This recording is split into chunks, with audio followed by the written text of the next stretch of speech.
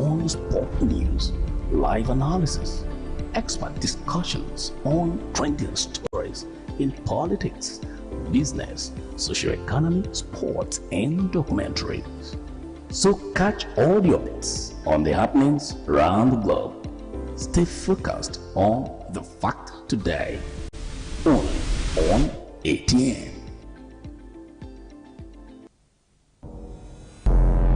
Every day, our lives are changed by history. We are one people, all of us. Leaders, politics. Nobody's ambition is what they blow. I have fought very firmly.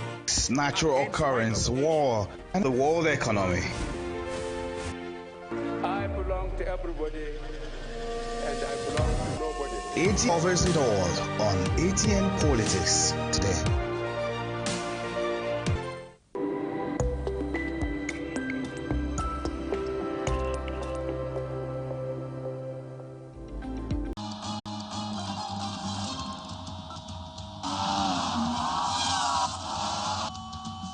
Do you know about it? Take a seat, relax, and join us for the 2023 elections on Atlantic Television Network, StarTimes, DTH, Channel 194, or ATN Live on Google Play Store and all our social media platforms. Twitter is at Atlantic TV Net. Facebook and YouTube is at Atlantic Television Network. On Instagram is at Atlantic TV Network. Elections 2023 from Mondays to Fridays at 8 p.m. Election 2023. We the people have a stake.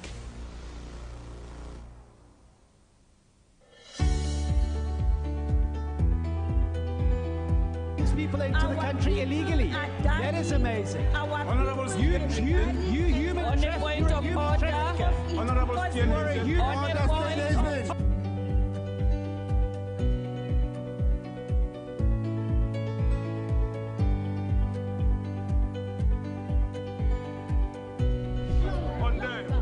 they are not picking our calls.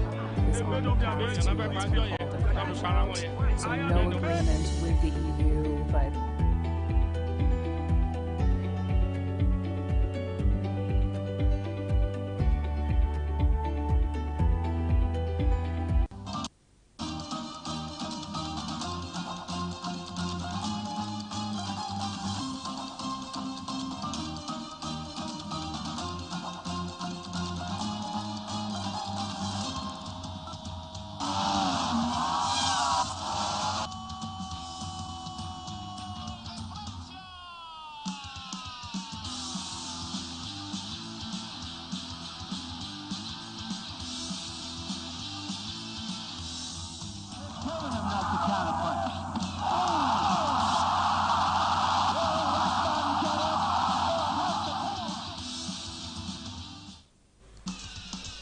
Welcome back, Sports Talk, and have with me Epo Temple. That's a pleasure, Mr. Siri. As usual, we get started on a local scene where the Nigerian Volleyball Federation has invited 21 players to camp of the Under-19 boys national team ahead of the next month's African Under-19 Nations Cup in Morocco. Volleyball, away from football and maybe basketball, volleyball getting a lot of attention here in Nigeria. Yeah, volleyball gradually is part of the effort of the Federation to see that our players are giving their place in different sports. And for volleyball, I think that they have a stable volleyball campaign here in Nigeria, a league that ushers in players. And for this one, it's more like it's our youngsters, under 19 players. And that's the best, so that they groom them for the African Challenge, the big one, the senior championship coming up hopefully to next year. So I think that is good. Part of the policy helping this to turn out these young volleyballers is the fact that they have a system that is running like a league, you know, that works in for them, and so it's easy. They have each profession. They have seven of them men going for that for this one. So I think that it's good. In Africa, we've seen the Northern Africans, you know, build up, even South Africa themselves, build up, talents from this area. So I see that Nigeria too is doing very well. Like I said, apart from football, basketball, the next sports that attract attention, especially in the northern part and also in the north central, is volleyball. And so I'm not surprised that we're having it gradually in Nigeria. The 2022 African Under-19 Boys Nations Championship is scheduled for the 1st to the 12th of September in El Jadida and Casablanca in Morocco. Like he mentioned to you, there are 7 Nigerian volleyball Premier League players, 5 National Division 1 league players, 7 National Division 2 league players, and 2 national non-league players who are currently camped in Kaduna, billed for this important Nations Cup championship for the under 19. And I can assure you that these boys, from what we've seen so far in camp, they look like capable of taking the rest of Africa at the under 19 level. Coach Adeniyi Adekulu has been drafted to handle the under 19 boys, and he will be assisted by coach of Kada Emeras, Vincent Onogu. Adekulu also revealed that the nation stands a chance of retaining the top title on our home soil during the last championship. Let's show you that this September outing for the under 19 will bring glory and laurels to Nigerian volleyball. Away from volleyball, let's quickly go to Commonwealth Games. And last night, it was a spectacle to behold. I watched all of it in Birmingham, and it was very, very colorful. 30,000 spectators were in that stadium, seeing a lot of renditions from music stars. And, of course, it was a lot much colorful, befitting of the 2022 Birmingham Games. I think this is the 22nd edition of the Commonwealth Games. The second edition of the Commonwealth Games, and we saw the glamorous outing yesterday in Birmingham, and that place was well staged. We saw that a particular one held at the Alexandra Stadium, yesterday, and 56 member states, coming up to get something. Some are former colonies of the British Empire, while some are not, but somehow, they've been together for over, for centuries now together, and it's lovely to know that this is the third time that England will be hosting this one. Hosted London in 1934, Cardiff 1958, and Manchester United in 2002. This is also the first one. Other ones have always been in the UK, but of course Edinburgh as well in 1970, 1986, as well as Glasgow, 2014. So, but it's lovely. Take a look at the close to 5 years since 2017 when this bid was given. Durban, South Africa was supposed to host this one at some point, but somehow they lost out because of financial constraints. And then Birmingham, Liverpool were the key contenders for this particular one. With all this put together, I think it's been a massive preparation. 5 years down the line, we'll finally have a time to behold the glamorous outing, preparation from that city, Birmingham. And the good thing about this is that we're going to be having this program held in 15 cities, in the Western Midland region, which of course is very lovely. For me, it's going to be a spectacle to see 5,000 athletes, 72 countries, and 19 sporting events. What more can we say, Mr. Siri? Well, there's a lot to say because, like you mentioned, over 5,000, to be specific, about 6,500 athletes from 72 nations and, of course, territories around the Commonwealth will be involved in 12 days of action. In those 12 days, they'll be involved in 20 sports that has over 218 events, and so a lot of medals on showcase at the Commonwealth Games. Action begins proper tomorrow, and then when we get to that with the marathon event, we'll begin to see how it is. But talking about Team Nigeria going to the Commonwealth Games, 94 of them athletes are already in Birmingham. That as early hours of yesterday morning, we saw the arrival of world champion Toby Amusa and our friend Ise Brume, bringing a lot of joy to the camp of Team Nigeria based there in Birmingham. Everything set for Team Nigeria to compete. The Commonwealth Games used to be our foot, and I'm very sure with the euphoria around Toby Amusa winning the world record in the 100 meters hurdle event, I'm very sure this Nigerian contingent will be doing the rest of Africa proud with a spectacular performance. We didn't break records. Toby Amusa, gold medalist last time around. Equally, we talked about Sebumi, another gold medalist. Several gold medalists taking part in this one. Of course, remember the feat of the Nigerian quartet in 4x100 meters relay event. All of them are already in Birmingham. Can Team Nigeria, get better than what we saw of them in 2018? Yeah, I think it will be very possible. 2018 was not very glamorous, so thanks to the para athletes who did us proud, get a couple of those gold we won there. In total, Nigeria have won a whole lot of medals in this particular one. And for me, I think that we need to upgrade, upgrade our medals. And no doubt, we are 9th in the rankings of Commonwealth Games because we've won a lot of medals, and certainly But I think that we can up our games. If you take a look at the areas that we will compete in, you want to say that Nigeria will be very hopeful. Athletics, boxing, judo, para-powerlifting, table tennis, weightlifting, wrestling. In this one, they have different categories. And for me, I think athletics alone can give us at about 4 or 5 medals if we are very competitive, and that's very contending for me.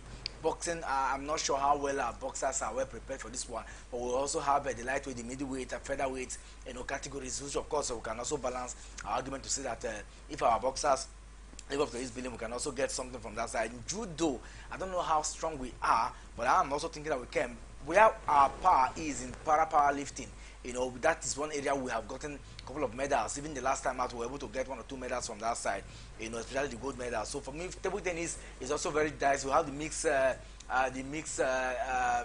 the doubles as well as the singles. So for the likes of Edium, Quadrarona, Abiodun, these are players we expect that can hold their own strongly against any opponents. All thanks to the fact that Egypt will not be part of this particular one, and because this seems to be giving us tough time, and also the North Korea, South Korea, and China. But let's hope that we can. In wrestling, I'm also very sure that we can also get something from that side. Oborodudu did the last; it was very spectacular the last time. I hope she can defend her title and get something. And so I think that it's going to be very rosy. With the momentum already gathered in the camp, nothing stopping us from cracking at least, I expect not less than 10 gold medals if it's too difficult for us. 94 athletes going to the event. We will be competing in 9 sports, like he mentioned to you there. But talking about the sports where we'll be competing, in terms of number, are we having it? Because for athletics, we're having 33 of the 94 that will be competing there. Wrestling has the next number of about 11. Boxing and weightlifting have 9 each, and we're powerlifting and table tennis comprising with 8 respectively. Do we say we are getting more medals from athletics and maybe wrestling as compared to powerlifting? You talked about para events, of course, giving us more medals just at the last event in I think in Australia, where we had the bulk of what we have. The field and the track event put together, we are very sure. In short put, we have Enekwachi, Chinecherem is also there. In long jump, in high jump, in the race, the relay races as well as the sprint races, we are also very sure. I'm only surprised that Raymond Ekwevo will not be part of the 100-meter race. I would have expected him to be. Fewashi is there, who will, partner very well with others in that Nathaniel Samson and a whole lot of them. So for me, I think that we are going to be strong contenders in this particular one. But if you take a look at what we have, talking about tennis, Nigeria will be debuting. We'll be kicking off our participation in the 22nd edition of the Birmingham Games with the men and women's table tennis event later today. Let's hope that we can begin to qualify into the crucial stages. What we've seen so far from the World Athletics Championship will translate that kind of performance into the into ensuring that if you're an athlete that represents Nigeria. For doping, I think that recently, even when we saw the minister in Birmingham before the athletes, a few days ago, I had the anti-doping WADA president there, and I mean recently, the effort has been that to see Nigeria out from the A list, in terms of the WADA A list. And for me, I think gradually we're getting there. I just hope that our athletes will understand that this is not just about the federation. It's not about WADA. We're trying to see how we can eradicate sports and anything that will bring disrepute, to our sports. And so for our sportsmen and women, the advice has always been, please stay away from drugs. Anything that will, any banned substance that will, make you not to compete into your strength. And for me, I think the warning is clear. I don't even see any. As sometimes we hear that these things happen, not planned, not intentional. But athletes need to understand that everything that they eat, everything that they put into their body, anything drugs, should stay away from them. And for me, I just hope that this will be the case. We have a lot of athletes that have gone to this one. 94 athletes, if they are all competitive and they are all drug-free, I hope that they can achieve something. Before now, we've also seen some of our athletes achieve something at that level. Unfortunately, recently, our name has been dented by recent issues surrounding drugs. For me, I think the issue of cheating and doping should be totally eradicated, and Nigerians should understand that. A new committee to ensure that in the next 4 years, Nigerian athletes are clean and completely, worry of a drug situation. I will say congratulations to Professor Kenneth Nuguje of the University of Port Harcourt for leading that committee, ensuring that no Nigerian athlete has any taint or stain of drugs in his or our system. We hope that the next 4 years this committee will do their very best as well. The case of Blessing Okabari is still very much on our minds, and it's really, really sad. Maybe with a little bit of monitoring, we won't have the kind of international embarrassment that accompanied the 10 years ban given to Blessing Okabari on television station. Stay with us. Meet the people making the difference in our celebrated for their television network. StarTimes DTH channel 194. ATN Live on Google App Store. Facebook Atlantic Television Network. YouTube Atlantic Television Network. Instagram Atlantic TV Network. Twitter Atlantic TV Net. For sponsor 810-634-1777. ATN Icons celebrating the giants of our time.